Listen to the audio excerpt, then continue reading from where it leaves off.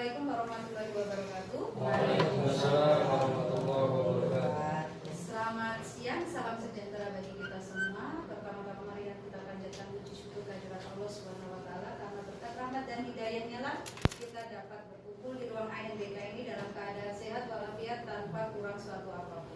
Sholawat dan salam kita haturkan kepada junjungan Nabi besar kita Nabi Muhammad SAW. Semoga dengan bersolawat kepadanya kita mendapatkan syafaatnya di yaumul akhir nanti. Amin amin ya rabbal alamin. Yang terhormat Ibu Kepala Sekolah SDN Keborpala 14, Ibu Mas Dalena SPDMM. Yang saya hormati Ibu Triningsih, Wakil Kepala Sekolah SDN Keborpala 14. Dan yang saya hormati Bapak Ibu Guru yang tidak bisa saya sebutkan satu persatu, tapi tidak melupakan takzim saya kepada Bapak Ibu semua. Saya ucapkan terima kasih yang sebesar-besarnya. Saya dan Bu Indah pada hari ini akan melaksanakan diseminasi budaya positif berkaitan dengan pendidikan guru penggerak pada modul 1.4. Sebelum kita memulai acara ini, izinkan saya untuk menyampaikan susunan acara, yaitu yang pertama pembukaan, yang kedua nanti doa yang akan dipimpin oleh Bapak Syafruddin, yang ketiga sambutan dari Ibu Kepala Sekolah, yang berikutnya nanti langsung materi, dan yang terakhir penutup. Untuk mengawali kegiatan pada siang hari ini, marilah kita membaca basmalah bersama-sama. Semoga apa yang kita laksanakan pada hari ini mendapatkan ridho dari Allah Subhanahu wa taala, Tuhan yang Maha Esa. Bismillahirrahmanirrahim. Memasuki acara selanjutnya yaitu doa yang akan dipimpin oleh Bapak Syafruddin. Kepada Bapak Syafruddin kami persilakan. Ya. Bismillahirrahmanirrahim. Assalamualaikum warahmatullahi wabarakatuh. Waalaikumsalam warahmatullahi wabarakatuh. Kita mulai diskusi pada hari ini. Mari kita berdoa mendekat kepada Tuhan kita masing-masing. Semoga apa yang kita jalani hari ini membuat manfaat bagi kita semua. Pada hari ini akan saya berkumpul wa ijabah berkali Al-Quran wa bijahin Nabi Muhammad sallallahu alaihi wasallam sirul fatih. A'udzubillahi minasyaitonir rajim. Bismillahirrahmanirrahim. Alhamdulillahirabbil alamin arrahmanir rahim maliki yaumiddin. Iyyaka na'budu wa iyyaka nasta'in ihdinas siratal mustaqim. Shiratal ladzina an'amta 'alaihim ghairil maghdubi 'alaihim waladdallin. Amin. Bismillahirrahmanirrahim. Alhamdulillah ya maulana ya ma'budu wa sholli ala sayyidina Muhammadin fil awwalin wal akhirin.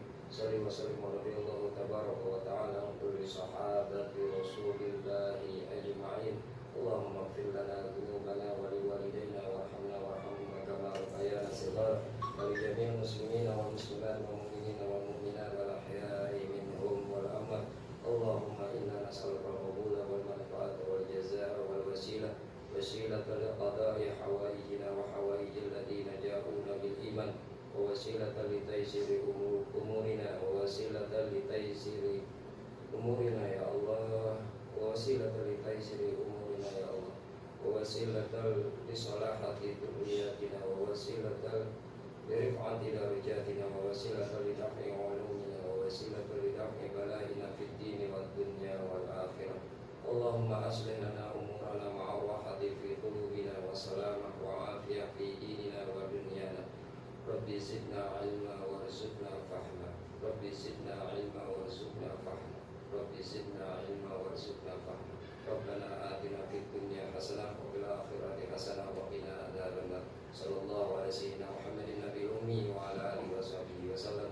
سبحان ربك رب العزة عما يصفون. Wassalamu ala mursalin walhamdulillahi rabbil alamin. Assalamualaikum warahmatullahi wabarakatuh. Waalaikumsalam warahmatullahi wabarakatuh. Terima kasih Pak Syafru. Semoga doa yang sudah disampaikan dan dibacakan oleh Pak Syafru mendapatkan kabul dari Allah Subhanahu wa taala. Baik, untuk acara selanjutnya yaitu sambutan dari Ibu Kepala Sekolah kepada Ibu Mas Dalena SPDMM, kami persilakan.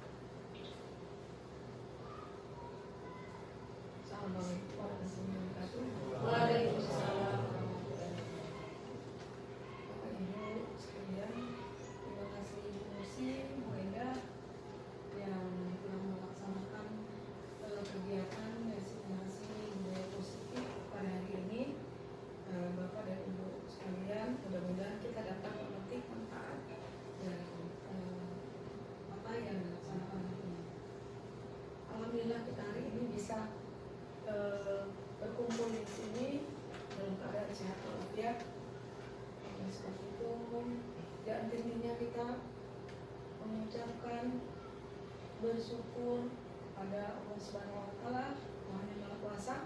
Mudah-mudahan kita bersama-sama bisa mencontoh dari mereka, dari Bu Putri yang sudah melaksanakan jadi guru penggerak, Bu Endah dan Bu Mursina yang saat ini telah sedang dalam proses. Mudah-mudahan mereka berdua, mari kita bersama-sama mendoakan semoga mereka bisa lulus dalam kegiatan yang dilaksanakan dalam proses IDP ini, lulus dalam menjadi guru penggerak. Bapak dan Ibu, dari budaya positif ini sebenarnya banyak sekali yang bisa kita lakukan. Ya, mungkin salah satunya nanti akan diberikan oleh Bu Mursina pada hari ini dan Bu Endah. Nah, kemarin juga kita sudah mendapatkan pelajaran dari Bu Tri tentang budaya positif, terutama ketika kita anggapan kita kepada anak-anak. Ya, kita usahakan kata-kata dalam sehari-hari itu diusahakan walaupun kita tidak merasa tidak benar, tetapi pakailah dengan bahasa yang positif sehingga bisa membangun jiwa anak, sehingga mereka tidak merasa direndahkan. Walaupun mereka salah, tapi pakailah dengan bahasa yang positif. Itu di dalam kegiatan kita dalam instruksi kepada anak-anak dan memberikan bahasa yang lebih baik kepada anak-anak. Hindari dengan kata-kata yang membuat negatif terhadap mereka. Kemudian budaya positif lagi kita sudah melihat dalam setiap pagi itu adalah budaya positif juga. 5S itu adalah budaya positif. Kebiasaan-kebiasaan itu adalah budaya positif. Nah, harapan saya dari semua yang kita lakukan ini konsisten. Gitu.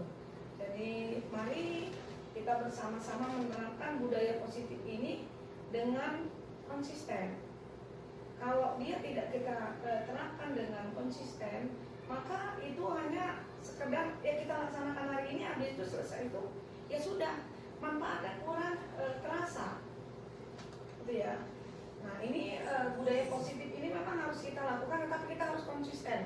Contoh seperti yang sudah kita lakukan itu alhamdulillah kita sudah konsisten, sehingga anak-anak itu kalau ketemu kita itu udah kita rasakan, pasti kita dia salaman, menyambut kita, walaupun kita dalam keadaan sehari-hari tidak dalam di pagi hari ketika anak-anak baru masuk, tetapi ketika kita bertemu anak-anak itu dia pasti salaman. Ketika pulang kita bertemu dengan anak-anak itu langsung salaman, walaupun bukan guru kelasnya. Itu merupakan keuntungan kita, manfaat kita melakukan 5S yang salah satu budaya positif. Kemudian saya berharap apa yang sudah kita pelajari itu tadi kita laksanakan dengan sungguh-sungguh dan konsisten. Itu ya. Nah, contoh salah satu lagi contohnya seperti pembiasaan ini memelihara kebun.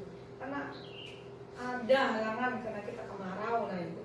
Jadi sehingga kita terbenci. Sebenarnya kalau kita laksanakan itu budaya positif untuk berkebun, memelihara lingkungan itu adalah suatu budaya yang sangat baik. Tetapi kalau kita berhenti, kita tidak memberikan dorongan kepada anak-anak kita, maka dia berhentilah di situ. Nah, makanya supaya apa yang kita bentuk ini dapat bermanfaat dan berhasil, konsisten. Itu satu-satunya. Kemudian mari kita buat apa yang sudah kita bentuk ini, kita ikut serta. Kenapa Bapak dan Ibu? Yang sudah kita lakukan ini kan memakan waktu, memakan biaya, memakan tenaga ya. Tetapi setelah trennya saat ini kita mati-matian kita usahakan, tetapi setelah itu kita biarkan, kan sayang. Iya kan? Salah satunya ya di belakang tadi itu budaya positif kita memelihara lingkungan. Kalau kita berhenti, maka saya melihat hancur. Karena kita berhenti, tidak konsisten. Nah, untuk membuat begitu memang sulit, tapi untuk kita supaya konsisten kepada anak-anak, kita lah guru-gurunya sebagai pendidik, ayo bagi bagaimana caranya supaya itu tetap terlaksana. Itu yang Ibu harapkan. Budaya positif ini harus kita laksanakan, tetapi harus konsisten di dalam kehidupan kita ini, supaya ada manfaat, ada hasil, dan berdampak positif bagi anak kita. Itu saja dari saya. Mudah-mudahan budaya positif yang saat ini akan dilakukan, akan diberikan kepada kita, bisa kita laksanakan juga dalam kehidupan kita sehari-hari, terutama kepada anak-anak kita. Terima kasih. Assalamualaikum. Waalaikumsalam warahmatullahi wabarakatuh. Terima kasih Ibu atas arahannya kepada kami. Mudah-mudahan apa yang disampaikan bisa kami laksanakan dengan baik, sehingga SBMK Donggala 14 terkenal dengan santunnya, terutama anak-anak. Amin, amin ya Allah, amin. Baik, untuk masuk ke acara intinya adalah diseminasi budaya positif. Ini pertama-tama akan disampaikan oleh Bu Endah. Saya nanti gantian aja ya Bu Endah ya. Itu saya persilakan kepada Bu Endah waktu dan aksinya. Silakan Bu Endah. Ya, Assalamualaikum warahmatullahi wabarakatuh. Waalaikumsalam warahmatullahi wabarakatuh. Pada awal pembelajaran kali ini mengenai sebelum masuk ke materi yang lebih mendalam lagi, kita berpijak pada bagaimana perubahan paradigma belajar yang seharusnya kita lakukan. Di sini ada 4 ilusi yang disampaikan oleh Dr. William Glasser. Ilusi itu berarti kan sesuatu yang sebenarnya tidak benar-benar terjadi ya Bapak Ibu. Jadi ada 4 hal yang menurut kita itu sudah benar, tetapi ternyata itu tidak tepat. Nah, yang pertama adalah ilusi guru mengontrol murid, kemudian ilusi bahwa semua penguatan positif efektif dan bermanfaat. Kemudian yang ketiga, ilusi bahwa kritik dan membuat orang merasa bersalah itu dapat menguatkan karakter seseorang. Dan yang terakhir adalah ilusi bahwa orang dewasa itu memiliki hak untuk memaksa. Pada dasarnya keempat hal ini adalah sesuatu yang kurang tepat. Yang pertama, ilusi guru dapat mengontrol murid. Kita itu sering, mungkin saya pribadi pun pernah merasakan bahwa murid itu akan patuh itu pasti pada gurunya. Bapak dan Ibu mungkin nanti bisa mengingat-ingat apakah pernah merasakan seperti itu juga. Tetapi ternyata menurut teori kontrol, apapun yang murid lakukan itu dia sudah punya kemauan sendiri, sudah dia putuskan di pikirannya sendiri. Jadi guru itu tidak bisa mengontrol murid-murid yang ada di kelas.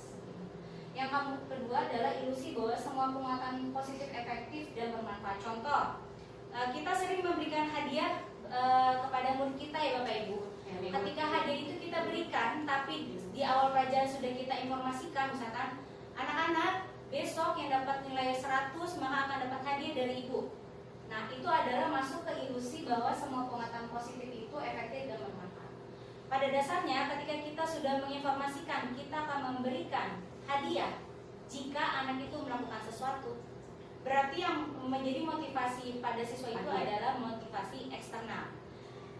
Ternyata sudah ada penelitian bahwa ketika kondisi seperti itu tiba-tiba kita hilangkan rewardnya, hadiahnya, maka perilaku anak itu akan kembali mundur karena dia beranggapan saya sudah tidak dapat hadiah lagi, jadi saya tidak akan melakukan seperti biasanya. Nah, jadi hadiah itu tidak selalu efektif dan bermanfaat. Terus yang ketiga, ilusi bahwa kritik dan membuat orang merasa bersalah itu dapat menguatkan karakter. Kadang kita suka merasakan memposisikan diri kita sebagai orang yang membuat orang lain itu merasa bersalah. Contoh, pasti kita pernah bilang gini, kalian tuh gak kasihan sama bu guru ya, kalian tuh gak kasihan sama pak guru ya, kalian mau ya nanti bu guru atau pak guru jadi dapat masalah ya gara-gara ulah kalian. Nah, itu adalah kita seperti membuat anak murid kita jadi merasa bersalah dan akhirnya nanti mau nurut sama kita seperti itu, dan itu masih kurang tepat. Nanti akan berikutnya ada tentang 5 posisi kontrol guru. Yang berikutnya adalah ilusi bahwa orang dewasa memiliki hak untuk memaksa. Masih sama kaitannya dengan poin yang pertama, yaitu guru mengontrol murid. Kita kan juga orang dewasa ya Bapak Bapak Ibu. Tetapi pada dasarnya tadi semua yang manusia lakukan itu dia punya tujuan sendiri. Jadi walaupun kita sudah nyuruh, kalau memang di hatinya itu dia nggak mau, dia tidak akan melakukannya. Untuk slide berikutnya akan dipaparkan oleh Ibu Rustina. Silakan Ibu Rustina. Terima kasih Bu Ida. Slide berikutnya ini adalah mengenai disiplin positif dan nilai-nilai kebajikan universal. Bila kita ingin membuat kemajuan perlahan sedikit-sedikit, ubahlah sikap atau perilaku Anda. Contohnya saja, saya mohon maaf beberapa hari ini agak terlambat ke sekolah karena memang ada keperluan dan ada insiden sedikit. Nah, salah satu contoh yang bisa kita terapkan kepada anak murid kita itu adalah kita jangan sampai datang terlambat. Itu adalah salah satu budaya positif yang bagi saya itu adalah hal yang sangat penting. Karena apa? Gurunya saja terlambat. Kenapa saya tidak boleh terlambat? Dan terkadang kita juga pernah menyampaikan ke anak-anak, nah kalian tidak boleh datang terlambat ya. Nanti habis istirahat harus setelah bel langsung sudah masuk. Ternyata gurunya juga terlambat juga. Nah, anak kita hukum, terkadang kita belum bertanya apa sih masalahnya anak, kenapa dia datang terlambat. Terkadang kita sudah bawa emosi dulu di situ. Kamu di luar karena kamu terlambat. Nah, itu yang harus kita singkirkan dari diri kita. Mulai saat ini saya juga masih belajar Bapak Ibu untuk istilahnya itu mengolah rasa di diri saya sendiri. Dan hal yang sedemikian mungkin kecil ya, terlambat itu kecil, tapi itu adalah hal pokok yang terlihat pada diri kita. Kita datang, anak murid kita udah rapi, kita baru datang. Nah, itu kan sudah terlihat sekali. Berarti bahwa kita itu belum membudayakan hal yang positif kepada anak didik kita. Dan itulah yang harus kita ubah sedikit demi sedikit supaya anak didik kita juga bisa melihat, oh Bapak Ibu guru sudah tertib, berarti saya juga harus lebih tertib. Jadi kita itu sebagai orang dewasa itu hanya menunjukkan apa yang terbaik yang bisa kita lakukan, dan anak-anak itu mencontoh. Dan perubahan itu bukan dari kontrol kita, tapi kontrol dari individu dari anak tersebut. Jadi misalnya Pak Safru meminta anak itu untuk sholat pada saat itu, tapi dia mau sholat itu belum tentu karena dia takut dengan Pak Safru, tapi ternyata dia memang membuka hatinya untuk merubah dirinya. Jadi seseorang itu bisa berubah itu bukan karena kita semata, tapi memang karena adalah dorongan dari internalnya. Tadi kan sudah Bu Enda bilang faktor eksternal. Nah, faktor eksternal itu belum tentu dapat merubah permanen, tapi kalau sudah kita menyentuh di internalnya anak-anak, itu insya Allah perubahan itu akan permanen. Nah, bagaimana seseorang bisa merubah dari paradigma stimulus respon kepada pendekatan teori kontrol? Ini ada badannya ya Bapak Ibu, bahwa di sini ada stimulus respon, teori kontrolnya. Ada realitas kebutuhan kita sama, realitas kebutuhan kita berbeda. Semua orang melihat hal yang sama, setiap orang memiliki gambaran yang berbeda.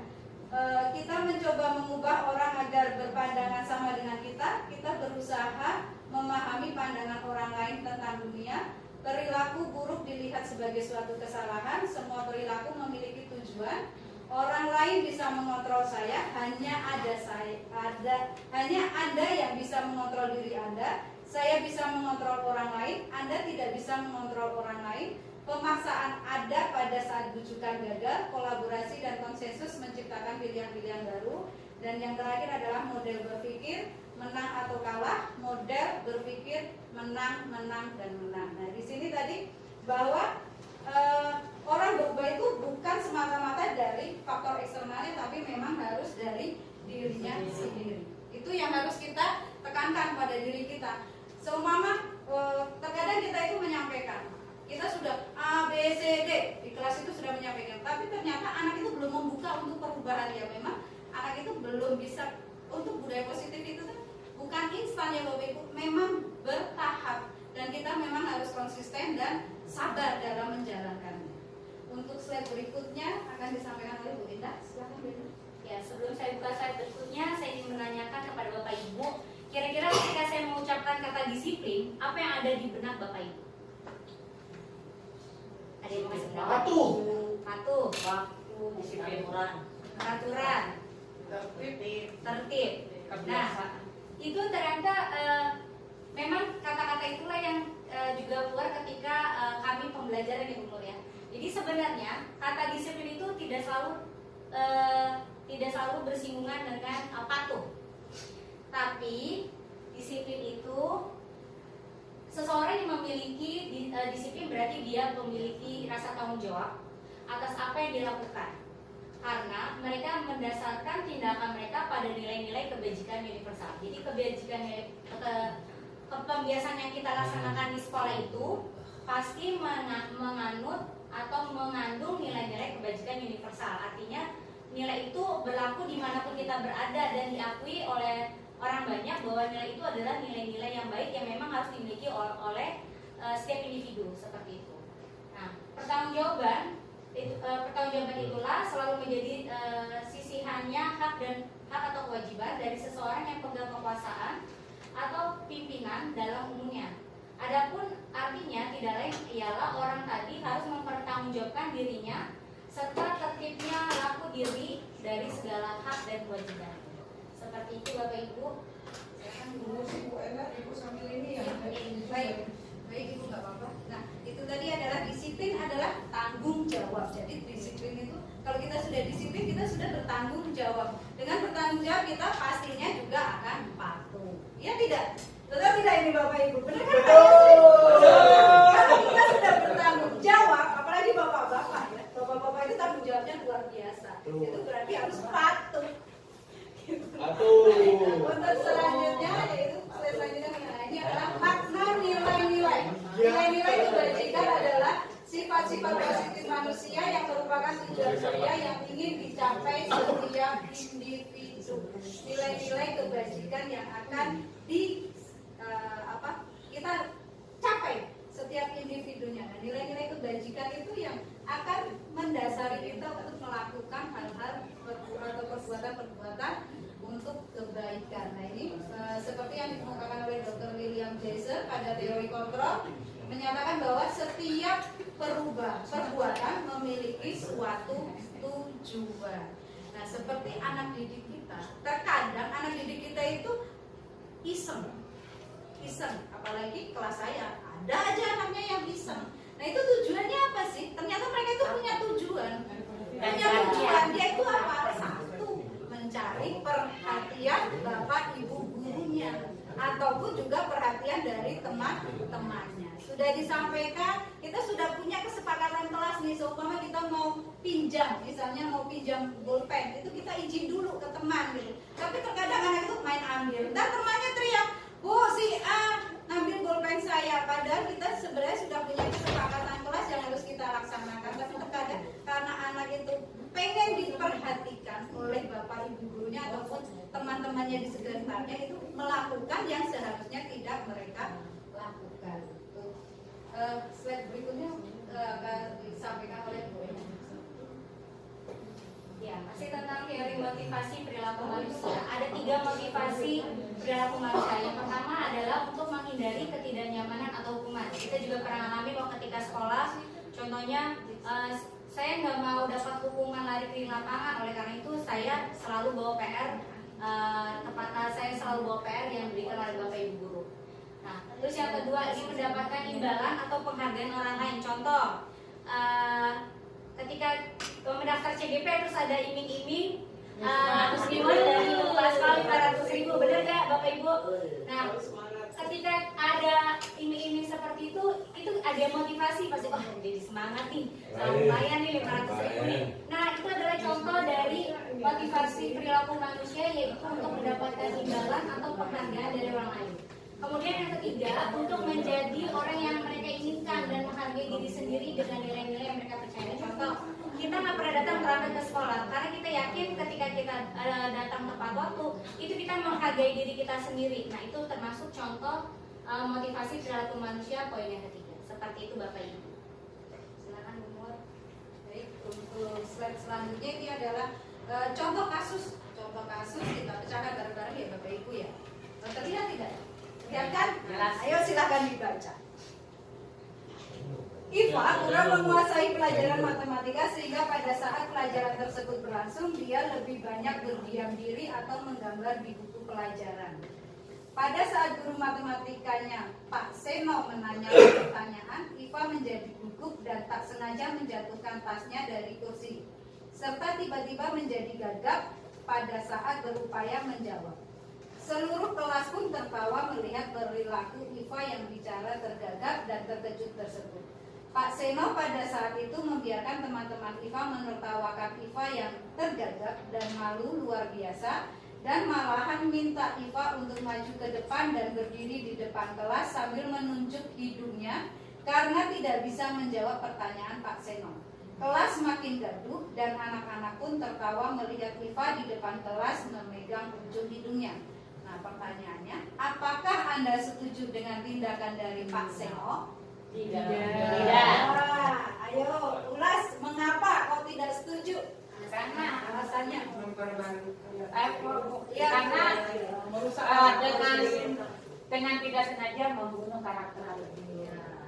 Membunuh karakter anak. Setuju Bapak Ibu? Setuju. Baik. Terus menurut Anda tindakan Pak Seno terhadap Iva adalah sebuah hukuman atau konsekuensi? Hukuman. Mengapa disebut hukuman? Karena menyuruh anak berdiri di depan. Sesuai enggak dengan kesalahannya Iva? Tidak. Jadi kalau tidak ada korelasi. Iva tadi kan memang dia tidak suka dengan pelajaran matematika. Murid saya juga ada Bapak Ibu. Kalau murid saya bukan tidak suka, dia terlalu cepat mengerjakan, entah salah entah benar, tapi langsung dia menggambar. Tuh. Ada murid saya di kelas 4 ini ada yang seperti itu. Tapi memang ada sisi-sisi dia ada yang suka matematika. Si murid saya itu bernama Maulid itu suka matematika, jadi dia lebih cepat mengerjakan matematika. Tapi untuk bacaan dia kurang suka. Jadi dia lebih suka kalau sudah selesai itu menggambar robot, menggambar pesawat itu. Bukunya itu penuh gambaran dan penuh coretan. Dan itu apakah salah? Tidak, karena itu kan memang mengalir dari dirinya sendiri. Nah itu tadi kalau konsekuensi itu selaras dengan apa yang dia lakukan, tapi kalau hukuman itu tidak sesuai dengan kesalahan yang diperbuat oleh anak tersebut. Baik, untuk slide selanjutnya akan disampaikan oleh Bu Enda. Di sini ada 3 istilah ya Bapak Ibu yang mungkin ada yang baru kita pernah dengar dari Butri ya dulu waktu ketika Butri di Simeniasi juga ada istilah hukuman, konsekuensi, dan restitusi. Ketiga istilah ini berbeda-beda makna, tetapi terkadang kita masih melakukan juga di lapangan. Yang pertama itu mengenai hukuman. Hukuman bersifat tidak terencana atau tiba-tiba, anak atau murid tidak tahu apa yang akan terjadi dan tidak dilibatkan. Hukuman bersifat satu arah, yaitu dari pihak guru ke muridnya saja. Murid hanya bersifat menerima suatu hukuman tanpa melalui suatu kesepakatan atau pengarahan dari pihak guru, baik sebelum atau sesudahnya. Hukuman yang diberikan bisa berupa fisik maupun psikis. Murid atau anak disakiti oleh perbuatan atau kata-kata. Jadi kalau hukuman itu nggak ada kesepakatannya di awal. Kalau kita kan di kelas membuat kesepakatan dulu dengan anak di awal tahun pelajaran ya Bapak Ibu. Bahkan kesepakatan itu bisa juga kita laksanakan di setiap kita memulai pembelajaran seperti itu. Nah, kalau kita misalkan tadi si Iva menjatuhkan, misalkan ada anak menjatuhkan botol minum temannya, terus kita merasanya itu kita harus memberi tindakan, misalnya anak itu berdiri di depan kelas. Nah, ketika tindakan yang kita berikan kepada anak itu tidak ada hubungannya sama sekali dengan apa yang dia perbuat, maka itu termasuk kategori hukuman. Tapi kalau misalkan ada anak kelas kecil nih, kelas 1, tiba-tiba coret-coret buku temennya. Nah, kira-kira yang tindakan yang tepat itu apa Bapak Ibu? Ketika ada anak murid kita coret-coret buku temannya, tindakan apa yang tepat supaya dia tidak masuk kategori hukuman? Ditanya dulu kenapa dia coret, dinasehati. Betul. Kronologisnya dulu. Wah, ini Bayi udah masuk restitusi ini.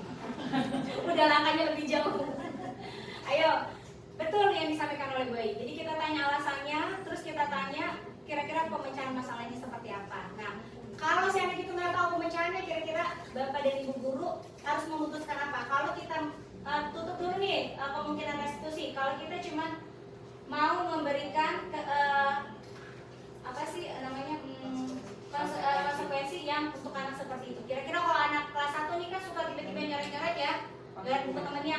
Kira-kira kita harus melakukan apa supaya itu tidak masuk kategori penghukuman? Minta maaf. Anaknya minta maaf, terus udah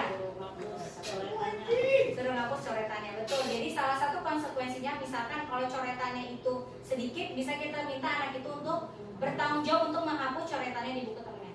Tapi kalau misalkan kalau cuma misalkan suruh berdiri, suruh lari lapangan, nah itu masuknya ke hukuman. Pasti Bapak Ibu mungkin pernah merasakan berada di posisi jadi murid yang gak nyaman gara-gara kena hukuman sama gurunya ya.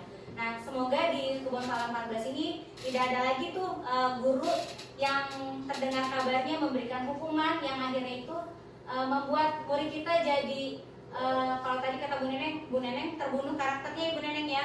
Jadi kita tuh pengen menciptakan suasana sekolah yang membuat anak itu nyaman, sehingga tadinya dia sudah memutuskan untuk saya nggak suka ke sekolah nih, tapi diam-diam nanti hatinya itu termotivasi sendiri bahwa saya sekarang suka nih datang ke Kebun Pala 14, soalnya guru-gurunya rapi-rapi, ganteng-ganteng, cantik-cantik, baik-baik, nggak ada tuh guru yang galak di Kebun Pala 14. Seperti itu Bapak Ibu. Yang berikutnya mengenai konsekuensi akan disampaikan oleh Bu Nur. Baik. Terima kasih Bu Eda. Ini mengenai konsekuensi, kalau tadi hukuman ya Bapak Ibu, hukuman itu yang tadi sudah disampaikan oleh Bu Eda itu tidak sesuai dengan kesalahan dari seorang anak atau individu. Dan sekarang apa itu konsekuensi? Konsekuensi sudah terencana atau sudah disepakati, sudah dibahas dan disetujui oleh murid dan guru. Ini contohnya kita kalau membuat kesepakatan kelas. Tadi sudah disampaikan juga bahwa kesepakatan kelas itu bukan hanya terjadi di awal tahun pembelajaran, tapi bisa juga di awal kita mau mulai pembelajaran. Misalnya kayak hari ini. Karena kemarin saya sudah menyampaikan bahwa hari ini membawa alat mewarnai dan buku gambar.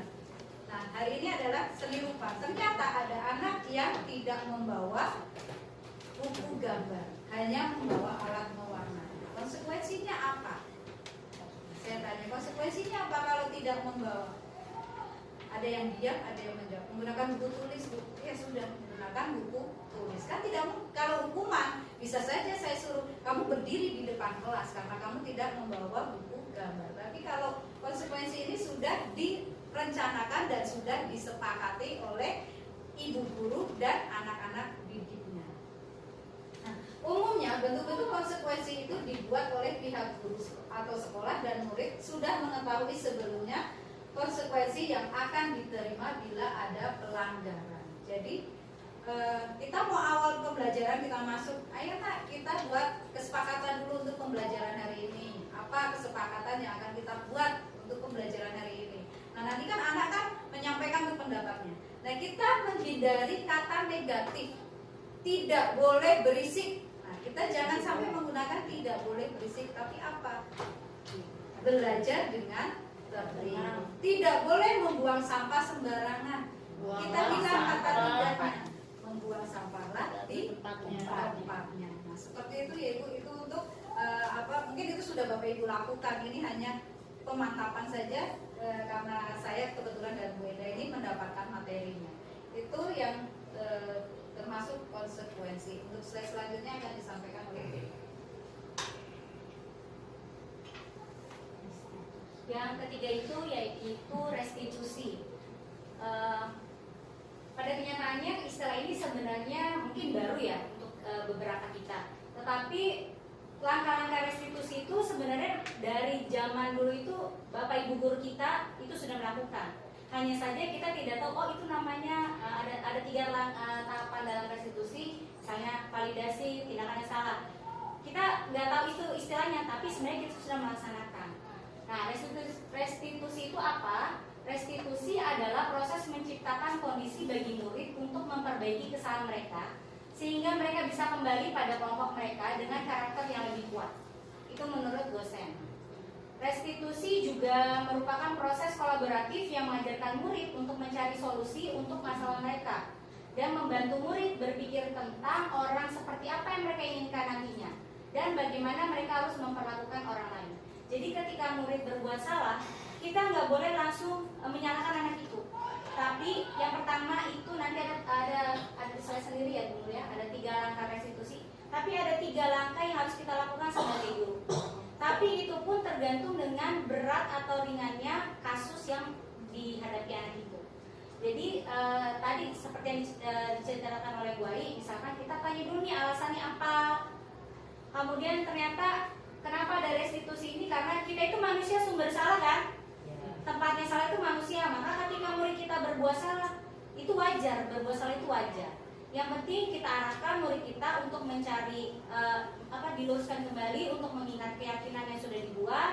Kemudian kita ajak murid kita untuk berpikir kritis, yaitu mencari solusi dari permasalahan yang muncul. Contoh kayak tadi, misalkan murid umur nggak bawa buku gambar nih.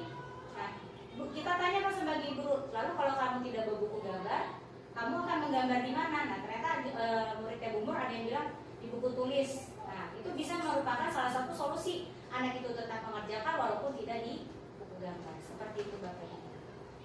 Slide berikutnya oleh Bu Nur, 5 kebutuhan dasar manusia. Ini adalah 5 dasar kebutuhan manusia. Itu kita ada 5 dasar yang harus kita penuhi, yaitu cinta, kasih, dan diterima. Yang kedua, kesenangan. Yang ketiga, kebebasan. Yang keempat, penguasaan. Yang kelima adalah bertahan hidup.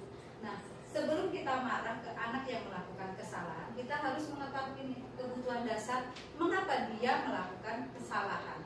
Seperti yang terjadi pada Elvino, ini benar-benar saya tahun ini luar biasa dan alhamdulillah saya dapat ilmu gitu.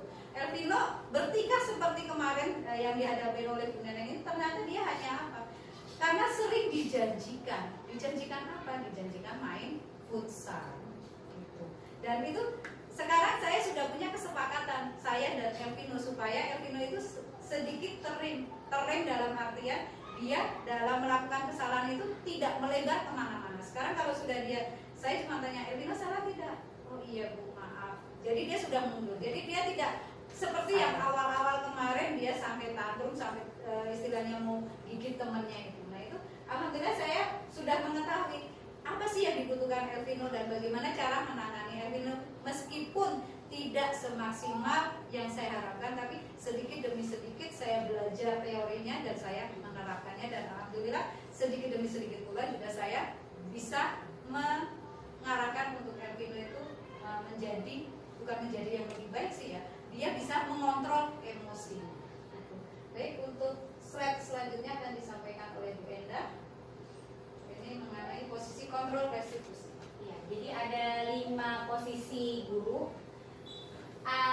Kecilan dulu ya. Ini saya akan bacakan semacam keyword lah untuk kita bisa membedakan kapan kita sebagai penghukum, kapan kita sebagai pembuat rasa bersalah, kemudian sebagai teman atau pemantau atau manajer. Contoh, di sini ada kalimat kalau dia sebagai di sini, kalau kamu tidak melakukannya, saya akan kalau kamu tidak melakukannya, saya akan menyuruh kamu lari lapangan 10 kali. Berarti itu masuk kategori yang penghukum. Tuh. Di sini kalimat lagi. Kamu sudah mengecewakan Bapak Ibu. Kira-kira yang mana? Rasa salah. Iya, betul. Membuat rasa bersalah. Kemudian lihat nih. Apa yang kita yakini? Apa kamu meyakini hal tersebut? Kalau kamu meyakininya, kamu akan memperbaikinya. Apakah kamu akan memperbaikinya? Kira-kira yang mana? Pemantau. Manajer. Manajer. Kalau misalkan kita menggunakan kalimat apa peraturannya, apa konsekuensinya, nah itu baru kita sebagai pemantau. Jadi kalau kita sebagai pemantau, kita pun mengajak anak untuk mengingat kesepakatan yang sudah ada. Tapi kalau anak bermasalah terus kita melaksanakan restitusi, kemudian kita sampai ke tahapan mengajak anak itu untuk mencari solusinya sendiri, itu maksudnya kita sebagai manajer. Nah, yang di lapangan ini diharapkan kita semua para guru bisa berada di posisi manajer, bukan manajer perusahaan ya Bapak Ibu ya, tapi manajer di kelas kita ketika kita bertemu dengan siswa yang sedang menghadapi masalah seperti itu. Nah, kira-kira dari Bapak Ibu di ruangan ini sekarang ada di posisi mana nih? Silakan dijawab dengan hati masing-masing.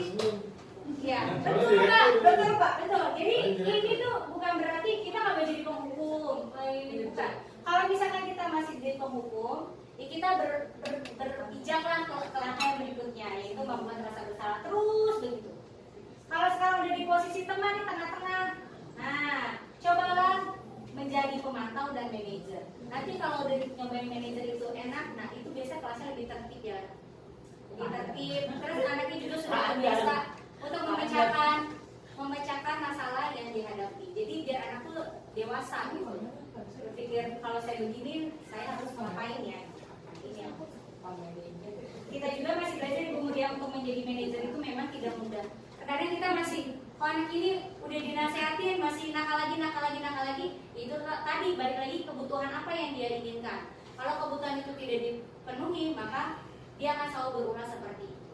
Jadi kita harus pintar-pintar apa ya, mengidentifikasi di setiap anak itu 30 anak di kelas atau 32 kebutuhannya beda-beda. Nah itulah yang luar biasanya Bapak Ibu yang harus memperhatikan kebutuhan para muridnya supaya nanti dia tidak melakukan pelanggaran terhadap keyakinan yang sudah Itu kan. Silakan umur slide berikutnya. Baik, kita masuk ke keyakinan kelas. Ini yang sudah pasti Bapak Ibu sudah praktek kan untuk keyakinan kelas ini. Pasti. Saya itu mencoba mempraktekkan ini pada saat awal-awal kurikulum merdeka. Booming-boomingnya ya keyakinan kelas itu pada tahun kemarin. Nah, mengapa keyakinan kelas? Mengapa tidak peraturan saja? Ya, selanjutnya Brenda. Ini saya lanjut aja. Nah, mengapa keyakinan kelas? Mengapa tidak peraturan kelas saja? Menekankan pada keyakinan seseorang akan lebih memotivasi seorang dari dalam, dari internalnya, bukan dari eksternalnya. Seseorang akan lebih tergerak dan bersemangat untuk menjalankan keyakinannya daripada hanya sekedar mengikuti serangkaian peraturan tertulis tanpa makna. Murid-murid pun demikian. Mereka perlu mendengarkan dan memahami arti sesungguhnya tentang peraturan-peraturan yang diberikan. Apa nilai kebajikan di balik peraturan tersebut? Nah, ini saya satu contoh saja. Kemarin hari Senin, pembina upacaranya menyampaikan bahwa menggunakan sepatu warrior.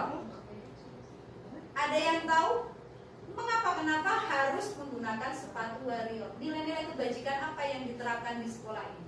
Tidak ada perbedaan. Kebersamaan, tidak adanya perbedaan. Ada lagi? Tertib. Kesenjangan sosial ya. Ya, tidak adanya kesenjangan sosial. Nah, itu benar semua Bapak Ibu. Terkadang ada anak yang kritis. Rambut gondrong kan tidak mempengaruhi dalam akademis. Benar tidak Bapak Ibu? Sepatu bebas tidak mempengaruhi dalam akademis. Akan tetapi kita itu memberikan atau menyampaikan nilai kebajikan apa yang kita buat atau akan kita arahkan ke anak didik kita dari peraturan-peraturan yang kita buat. Makanya kita juga sering, ayo kalau anak sudah, nah kenapa harus rambutnya rapi? Kenapa kamu harus menggunakan seragam? Padahal menggunakan baju bebas pun juga mereka bisa belajar. Bisa belajar tidak Bapak Ibu? Bisa kan? Akan tetapi kita punya peraturan atau keyakinan yang harus kita jalankan, yaitu kita harus mengarah ke nilai-nilai kebajikan yang akan kita arahkan ke mereka. Saya lanjut, ini keyakinan kelas di kekecilan ya. Maaf agak. Di sini keyakinan kelas 1. Sikap anggota kelas perlu belajar, setiap anggota kelas perlu senang, setiap anggota kelas perlu melakukan tugas, setiap anggota kelas perlu saling menghargai, setiap anggota kelas perlu merasa aman. Nah, ini tidak ada kata tidak ya Bapak Ibu di sini di keyakinan kelas itu. Jadi kita menggunakan bahasa-bahasa yang positif.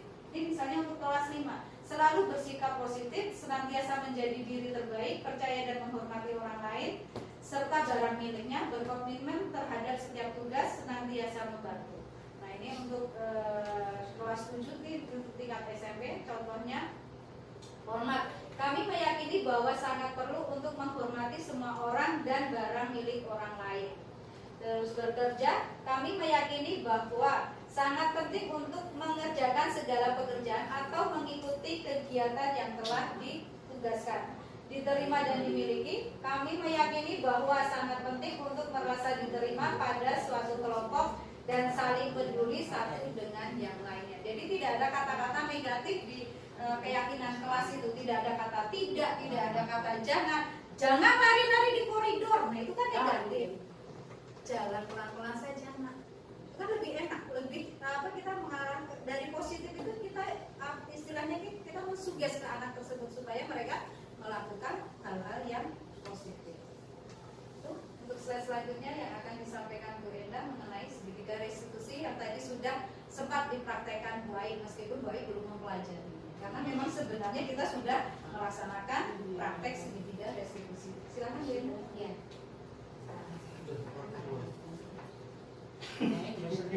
Ya, materi terakhir di siang ini yaitu tentang segitiga restitusi. Segitiga restitusi adalah suatu proses dialog yang dijalankan oleh guru atau orang tua agar dapat menghasilkan murid yang mandiri dan bertanggung jawab. Nah, ini ada 3 tahapan seperti yang tadi saya sudah sebutkan di awal. Yang pertama adalah menstabilkan identitas. Itu kita bisa melakukan hal yang kita bisa mengatakan kepada murid bahwa kita semua akan melakukan hal terbaik yang bisa kita lakukan. Kamu berbuat kesalahan itu adalah hal yang wajar. Bapak ibu guru juga pernah berbuat salah seperti itu. Jadi anak itu nggak merasa kok aku doang nih yang salah gitu. Tapi dia supaya dia yakin bahwa manusia itu memang wajar berbuat salah gitu. Yang kedua adalah validasi tindakan yang salah seperti yang tadi Boy sampaikan. Kita tanya nih, anak itu bisa berperilaku seperti itu pasti punya alasan kan? Kita tanya alasannya seperti apa. Kemudian yang terakhir adalah menanyakan keyakinan. Kita semua memiliki motivasi internal. Kita tanya, keyakinan apa sih yang menurut kamu yang kamu telah langgar pada hari ini? Nah, setelah itu, kira-kira hal apa yang bisa kamu lakukan untuk memperbaiki kesalahanmu pada hari ini? Gitu. Jadi anak tadi diajak untuk memikirkan solusi dari permasalahan yang dia lakukan pada hari ini. Ini ada contoh-contoh pertanyaannya. Ini segitiga yang pertama, sisi yang pertama adalah menstabilkan identitas. Oke, kita bisa mengatakan setiap orang pasti pernah melakukan kesalahan. Kamu bukan satu-satunya yang pernah melakukan ini. Kemudian setelah kita menstabilkan identitas, kita ke validasi tindakan yang salah. Contoh kalimatnya misalkan jika bisa kita ucapkan ke anak murid, kamu tentunya punya alasan mengapa melakukan itu. Atau adakah cara yang lebih efektif untuk mendapatkan apa yang kamu butuhkan? Dan langkah yang terakhir yaitu menanyakan keyakinan. Misalnya kita menggunakan kalimat nilai-nilai apa yang telah kita sepakati. Atau kita bisa menggunakan juga kamu ingin menjadi orang yang seperti apa. Demikian presentasi pada siang hari ini. Sebelum kita menutup ya kemudian kita kayak dari tadi kita aja nih yang bicara ya. Nah, kita berdua yang tahu sejauh mana Bapak Ibu memahami materi yang kita sajikan pada siang hari ini.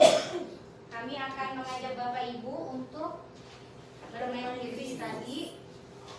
Ingat nomor masing-masing nanti tinggal dilihat di layar.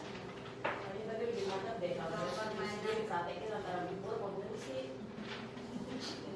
Jadi paham.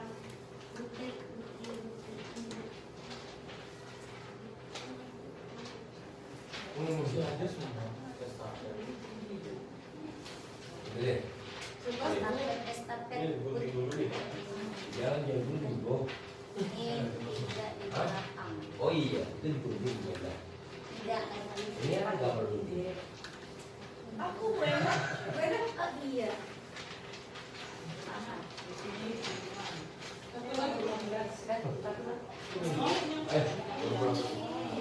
Ini Pak. B, ini Pak. A. Ini dong. Kita refleksi dulu ya Bapak Ibu. Tadi kan sudah banyak yang sudah disampaikan. Mudah-mudahan ada yang nyanyi. Amin. Semua kok Udah. Semoga semua nyambung di praktek. Bapak Ibu tadi sudah saya jelaskan ya, kalau A silakan lihat di kertas masing-masing. Gak perlu lihat ke kertas orang. Gak bisa nyontek ya, bukan yang kecil. Wedding. Ya, ini mau lagi wedding. Loading mau wedding. Wedding apa loading? Kalau dibilang Sama artinya. Misi kalau mau loading misi. Misi. Reload.